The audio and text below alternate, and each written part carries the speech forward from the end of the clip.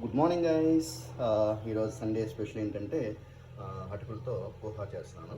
So మనకి ఎంత కావాలో అంత అటుకులు తీసుకొని ఒక 20 to 30 minutes మనం దాంట్లో వాటర్ జల్లుకొని నానబెట్టుకోవాలి బాగా, ఎందుకంటే మెత్తగా అవ్వాలి కదా. కలుపుతున్నాను. ఫుల్గా మనం బియ్యం నానబెట్టినట్టు నానబెట్టకూడదు, బాగా ముద్ద అయిపోతుంది అనమాట. సో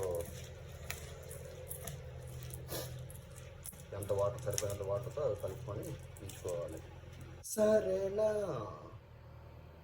సో అటుకుల్లో అయితే బాగానే మెత్తగా అయిందనమాట. సో మనం ఇంకా పోహా అయితే రెడీ చేసేవచ్చు.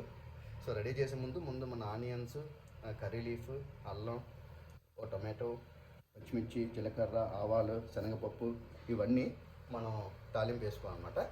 వేసుకున్న తర్వాత బాగా అయిన తర్వాత మనం పోహా వేసుకుంటాం. సో అది ఎలా ప్రిపేర్ చేస్తాను చూపిస్తాను, సరేనా? Happy Sunday guys.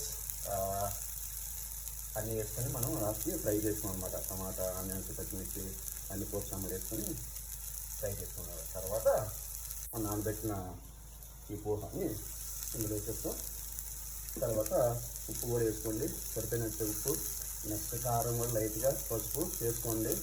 నెక్స్ట్ తినేటప్పుడు కొంచెం లెమన్ పిండుకోండి, మంచి టేస్ట్ వస్తుంది.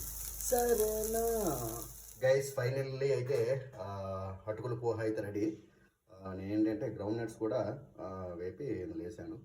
లాస్ట్లో నిమ్మకాయ కూడా పిండాను. మంచి tasty, looks good. I think taste కూడా బాగుంటుంది. సో సండే అయితే అయిపోతుంది, రేపు నుంచి ఇంకా కూలి పనికి ఆఫీస్కి వెళ్ళాలన్నమాట. సరేనా? వా